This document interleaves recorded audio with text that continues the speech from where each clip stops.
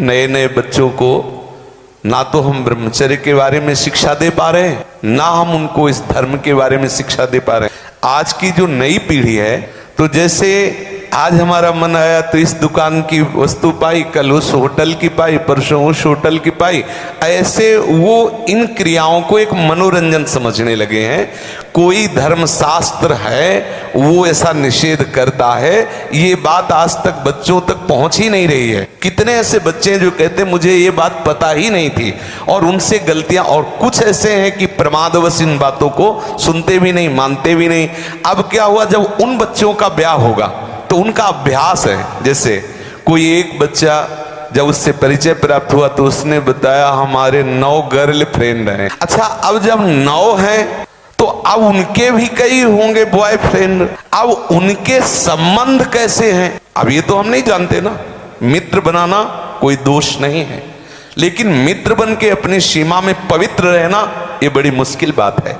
क्योंकि बड़े बड़े साधक जो जितेंद्रियता के मार्ग पर चलते हैं उनसे भी चूक होने की संभावना रहती। फिर जहां ये प्रश्न ही नहीं है जितेंद्रियता का, जहां साधन का प्रश्न ही नहीं है, वहां पवित्र रहा जा सके, मुझे तो लगता है असंभव। अब यदि उनकी आदतें वहां खराब हो चुकी हैं तो ब्याह होने के बाद उस आदत को एकदम रोक पाना बहुत ही कठिन है। उसके मन में आएगा, चाहे जितना सुंदर उसका पति हो, लेकिन वो स्वभाव है, उसने कभी मर्यादा का पालन नहीं किया, तो उससे ये गलती हो जाना स्वाभाविक है, क्योंकि नींव खराब हो चुकी है। लेकिन ये वही सुधार सकता है जो स्वयं में सुधरा हो।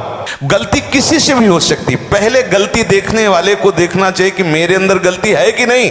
यदि नहीं है तब ये प्रश्न आता है संभालने का, यदि है तो पहले आप अपने में ब्रेक लगाइए। आप चलो भ्रष्ट आचरण से और उसको बनाना चाहो पतिव्रता, तो असंभव। यदि आप सत्य मार्ग से चलोगे तो आप में वो दम है, वो प्यार है, उसे समझाया जा सकता है। कितने ऐसे सद्भावना वाले हुए हैं कि संस्कारवश वैश्यालय में फंसी हुई लड़कियों को उन्होंने पत्नी स्वीकार किया और एक सदगृहस्थी की तरह जीवन उनको यापन करने का अवसर दिया। फिर वो तो पत्नी है, यदि वो स्वभावश गलती कर जाती है तो ऐसा नहीं कि आप उसको दंड दें, प्यार के द्वारा, आदत है बिगड़ गई उसे संभाला जा सकता है। जिसने ये निश्चय कर लिया अब लो निशानी अपना, आज से ही वो परम पवित्र है, आज से, अब गलती होती रही स्वभावश गलती, आज से अब नहीं करूं, उसी समय से वो महात्मा है, वो पवित्र है, भगवत शरणागत है, इसलिए उसको आदर देना चाहे। कल ये पापी था, ऐसी बात ध्यान करके हम उसका कभी अनादर न करें। कल भूल से उससे गलती हो गई, आज उसने निश्चय कर लिया अब नहीं करूंगा।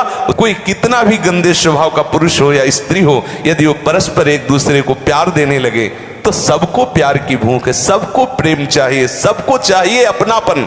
हो सकता है आपके द्वारा वो अपनापन उससे ना मिलता हो जो उसे चाहिए, अगर वो पूर्ण होने लगे तो हो सकता है उसका स्वभाव सुधर जाए। हमें हर तरह से पहले प्रयास करना चाहिए।